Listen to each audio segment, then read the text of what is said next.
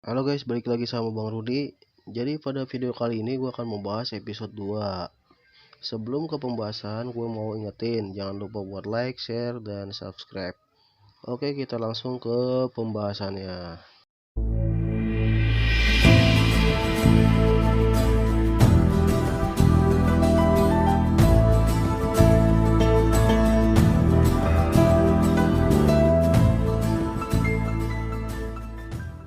Melanjutkan dari episode 1 kemarin, Towa, Setsuna, dan Moroha akan menemui Bokuseno guna mencari petunjuk untuk mendapatkan pedang buat Towa.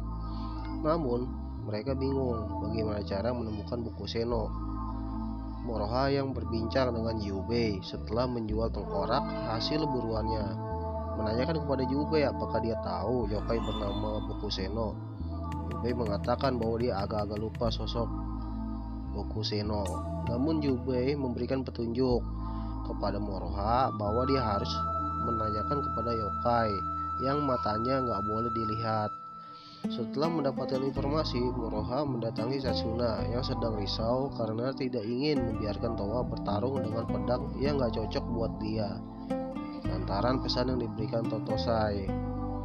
Setelah itu mereka berangkat mencari yokai yang matanya tidak boleh dilihat itu. Di sisi lain, kita balik ke awal-awal adegan pada episode ini. Terlihat Riku sedang menemui yokai bernama Mimi Senri. Dia ini adalah yokai yang mempunyai pendengaran terhebat. Kalian bisa lihat sendirilah kupingnya kayak gimana. Mimi Senri pernah membantu Naraku buat mencari pecahan Shikonotama yang terakhir. Mirip apa yang dilakukan Naraku, Riku ini juga bertanya kepada Mimi Senri untuk menemukan mutiara pelangi yang sudah dibuang oleh Kirinmaru. Apa tujuan Riku buru-buru mengumpulkan mutiara pelangi? Dan apa yang dia rencanakan kepada Yase ini? Bagaimana menurut kalian? Silahkan ungkapkan teori kalian. Lanjut ke cerita Moroha dan Setsuna yang sudah ada di pedesaan dekat pesisir pantai. Terlihat mereka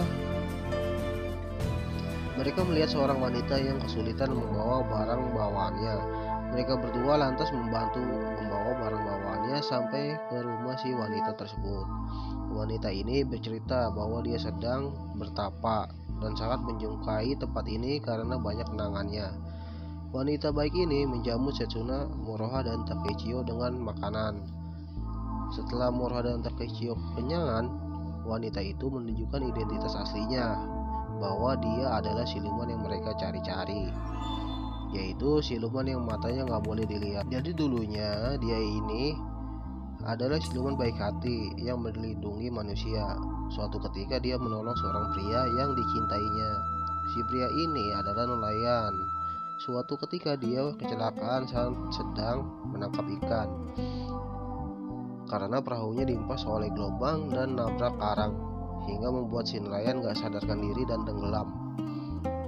Si Putri Duyung menolongnya dengan memberikan sebuah ciuman dan mengantarkan si nelayan ke tepi pantai.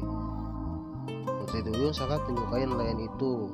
Suatu saat dia ingin melihat nelayan itu dan menyamar sebagai ular laut. Namun naas para penduduk desa menganggap ular laut sebagai simbol kesialan. Si Putri Duyung yang menyamar menjadi ular laut pun dipukuli hingga babak belur. Dan si pria yang sangat dicintainya itu justru melayangkan sebuah serangan fatal. Karena hal ini, si Putri Duyung gak bisa kembali ke wujud cantiknya lagi, dan dia berubah menjadi sosok jahat dan membenci manusia, khususnya wanita yang berambut panjang.